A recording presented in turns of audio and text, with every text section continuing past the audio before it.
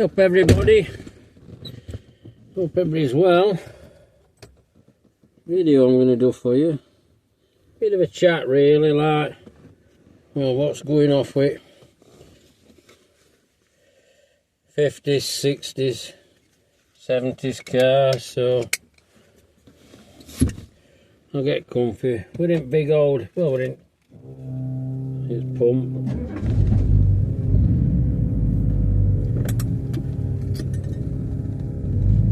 We're in Reverend.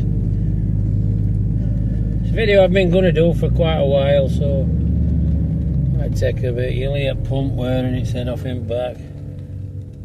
Well, I've told you all tale about that before, because obviously the mechanical pumps fail now. But what I want to go on about, obviously everybody's talking about it now, and we've got like, well 50s, 60s and 70s cars, as a general rule, they've like, well, they've not practically proper super devalued, you know what I mean? But I mean, there's a multitude of reasons for it, and I mean, probably one of the main reasons is obviously the what is it? The audience is old, you know, that way until I'm just letting a bit of cool air in. So, I mean, I've spoken to you before. I did an absolute gorgeous 66 MGB. Chap's never actually drove it, to be quite honest, but so I mean, his else, well, he won't drive again, so that's one spare. I've got a 68 that's up for sale for another customer. There doesn't seem to be getting anybody bothered, and I mean, I've even had a few of my Zephyrs up for sale, and I just think it's like the actual audience to them has disappeared. I mean, I'm not saying they're all gonna well, they're not all not gonna sell or move on to somebody else, because obviously, as any product, people have an interest in them, you know. But I think what has definitely going to have to happen with a car now is you've got to get in a situation where you've got to want the car and love the car, because you're not going to buy a car now just because we had COVID and we saw all this with the watching car SOS, and you know, the tidy and them, and also all these with the wheeler dealers where they're making a well, it's all gone. Well, I don't know as it were ever there anyway, because the top and bottom of a classic car, especially 50s, 60s and 70s, they will need some serious work, you know. There's very few and far between the cars that are absolutely right. So you're in a situation where, well, they need a garage, which is, I've just gone over age factor and audience, generations have changed, etc, etc. But I mean, one of the biggest problems we've got now is obviously tradespeople. You know, there just is not none. Full stop. That's it.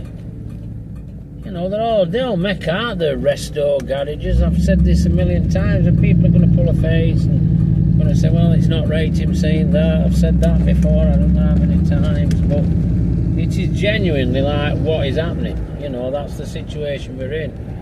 So you go buy a project, you know, even if you see it, I don't know, see it on net, and go, might be Matheson's, WB, you name all auction houses. But you'll buy a car that wants work, well, you're just not going to find, well, you're not going to find somebody in a hurry who's going to be able to do what you do, because I have noticed this myself. I mean, I'm probably in a bit of a similar position myself. That we're in a case now where people are getting selective, and they're picking and choosing what they're doing, what they want to do, what they should do. So you're getting like resto shop that went from full nut and bolt, you know, went all the way through to last lick of polish on, off you go. they're very few and far between. You know, I mean, realistically now, a lot of the cars, they're so old that they need chemically dipping, to be quite honest, because blasting probably don't get in enough. You know, then they need a course of treatment to try and sort the body out.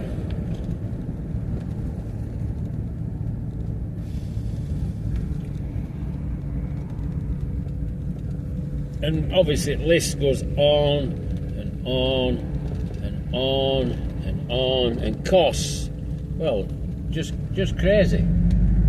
Just probably beyond, well, just beyond crazy. I mean, you must, I mean, the lover, you must, I mean, some of these places, I mean, some of them are 50 quid an hour, some of them, I don't know, might be 100 quid an hour, depends, I suppose, where it's going or what you want doing. So you're in a situation where you just can't really believe the cost, because they'll be unbelievable.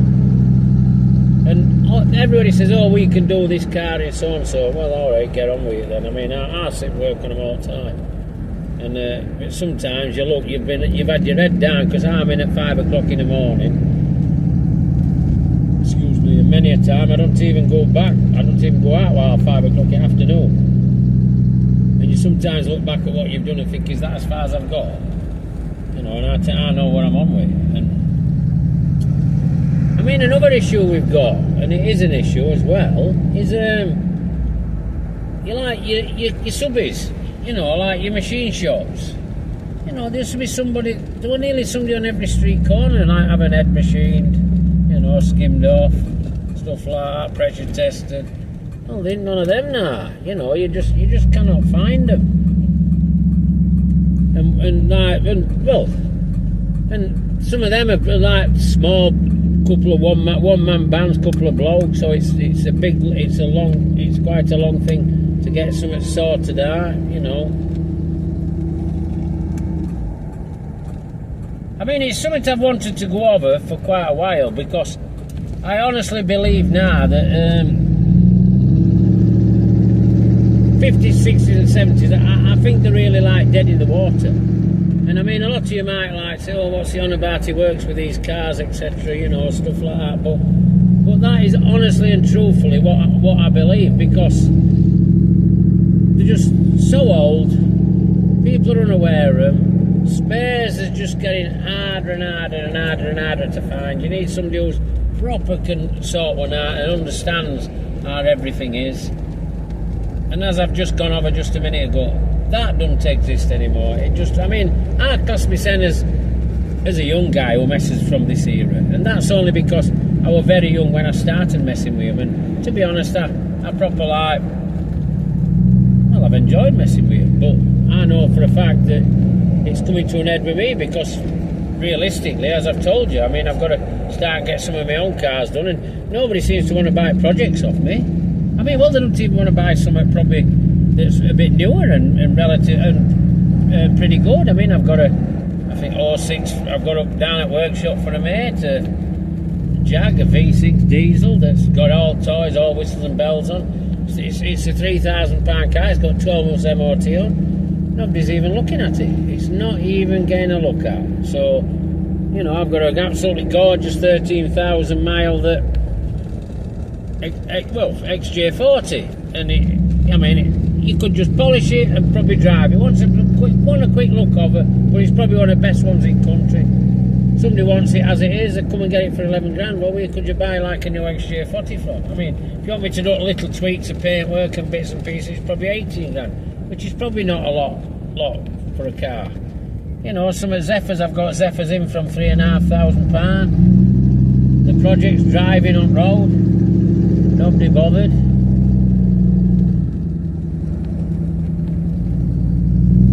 Just the way it is. You know, the projects are still there, and I'm seeing them getting to scrap value now on there. You know, on marketplace, stuff like that. And so soon they'll be disappearing to the scrapyard, because just nobody will want them at all. I mean, some of your earlier stuff, 30s, 40s. Well, I don't really know what people are going to do with them other than clutter the garage up, because you're not going to find anybody to sort that out. But it's an area I wanted to go over, like I've just said to you, and this is my honest opinion about it. I mean, I'm driving around, as you can see now, in a 69 Continental, the Reverend as it's known, and loud exhaust, big old burbling 460. Absolute stunning car, but I don't realistically believe that there's another big problem with Yank stuff, because it has a different cult following in America, because it's obviously been made quite famous through various films. You know, I don't know, about Vin Diesel stuff, whatever, these Fast and Furious stuff, they've like prettied up some at Yank stuff, Mustangs, Camaro, and I've never watched films, so I couldn't tell you what they have done. You know, I mean, this car 69 got a bit of a flashing pan because Lado Dido were in Who on French Connection. I mean, Presley used to have these, Glenn Campbell used to have these. I mean, I like them because they're muscly, they're quick, they're a limo, they're everything in one. And it's an American thing. I've always had Yank stuff, and I like Yank stuff. I mean, some people think it's vulgar, but I don't think it's vulgar at all. I just think it's just, that's their era, and that's end of. But I mean, there's examples now. I mean, it's like your Cortinas. I mean, you go like, well, you can go through a lot. Mach 1, Mach 2, Mach 3, Mach 4, Mach 5. They all fall into these categories. Well, how many of them cars they actually build were absolutely incredible. But realistically, how many do you actually see? You know, you just do not. You just don't see them, and it's same with space for them. I mean, the amount of people who contact me for panels for early Cortinas is just incredible. And they think, well, how many did they build? You know, there were millions and millions of them. And but so where's it all gone? There might be odd ones still sat in garage. You see quite a few Mach 2 Cortinas, and I see odd like Mach 5, odd Mach 4, stuff like that, some nice stuff. And but to say the volume of cars that were made, and obviously people that must have had a connection, well, I think what it is with that sort of era, which is another car that's, to be honest, as far as I'm concerned, it's a totally uneconomic car to even consider doing all it. It's E-Type, and that's, I mean, I think that's part and parcel of Cortina era, because you're in a situation where the people who you think might want a Cortina, car probably in there, it's like when classics first came on, if you talk 70s, and you know your E-Types, and well, they were getting a bit revved up about them, same with your XK 120s, 140s, 150s. You know, they came on as a classic then, so I think a lot of your Cortina era got like missed. It actually got like, because people found another classic they wanted, even though the dad might have a Cortina, they just like they wanted probably something a bit better of a classic, so that's what tended to happen in that era. But an E-Type, as I've just said, I mean, well, I'm seeing E-Types now that honestly they just blow your mind. Quality of them, absolutely incredible, and value, nothing. You know, not worth anything. Well, I'm saying not worth anything. They're worth something. But I know somebody who's got a Series 1 fixed head coupe, which is a very desirable car. And a client of mine fancied that car quite a few years ago. And he made him a bid, I think it was 70,000 for it. And he never bought the car. He said, no, it worth more. No, I've still got this car. And I think it's up for sale now. It's something like 60. So, I mean, so that just answers everything I'm saying. That just tells you in a nutshell. Everybody's trying to kill one another here in traffic. I don't know why, but they do. Got a bus in front of me. It's probably another reason that bits of decline in classics, because road conditions, well, where people drive don't fit in with a classic. I mean, it is another factor. I mean, I'll get onto it because we're still running round. I mean, I'm a bit back from Bayshore, so we can carry on further. And we're in a situation where chuffing, they get a classic, even if they bought it from auctions and for whatever reason,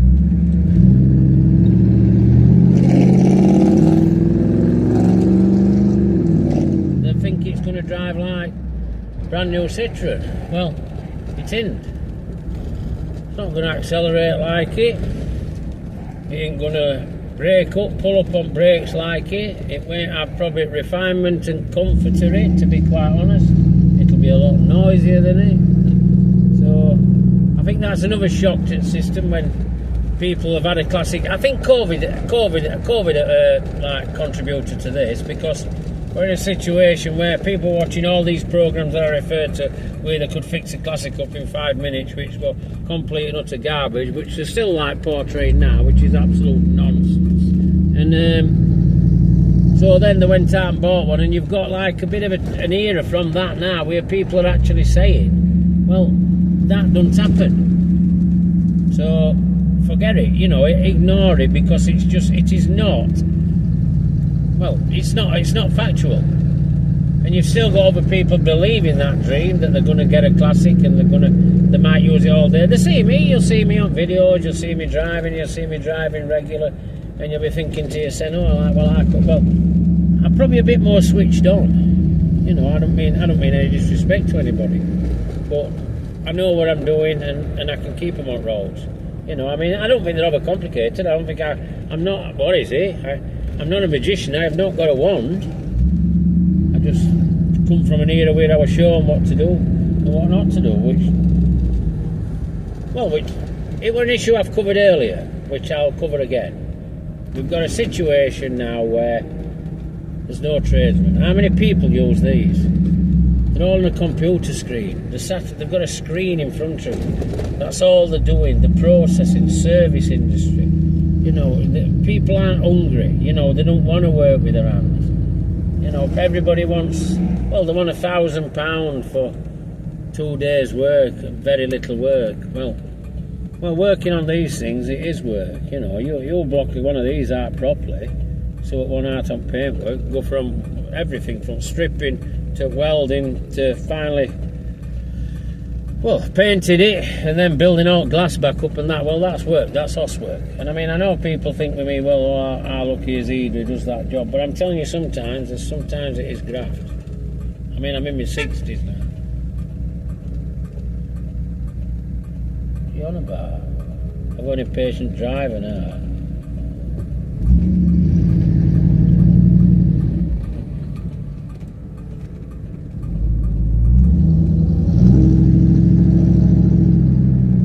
Just the modern world, that. I'm sat there turning right and waiting for traffic lights. So somebody wanted to come out in a junction to the left of me, just pipping their arm, as if I were going to move. Strange, this world.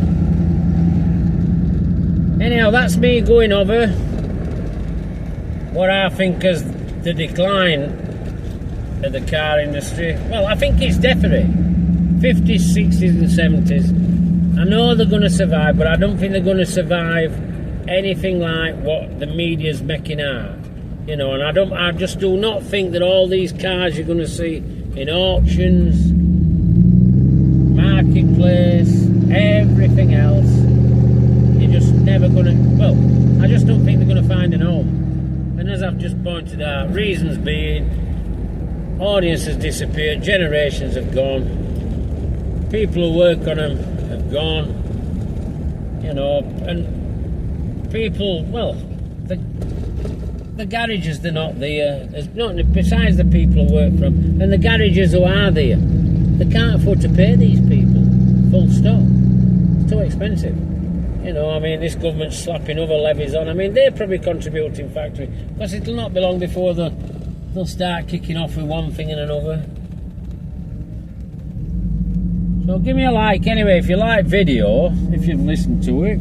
I mean, subscribe to my channel, because it's all stuff like this. This is an era I belong to, and this is an era I show. I mean, I've just put Fabrication Friday on, showing photographs. I mean, you've all passed me a few comments on like how you'd like me to do stuff from that one. And so, well, pass a comment anyway. Subscribe. and give us a like if you like video. Probably might seem a bit controversial to you, but what I'm saying to you is I think it's end at road now, 50s, 60s and 70s stuff, and there'll be your diehards like myself, and no doubt like a few more. But take care, everybody. And you've just been out in a 69 Continental Mark 3 with a noisy fuel pump, because it likes that fuel pump because it keeps it reliable. So catch you all later then, and bye for now.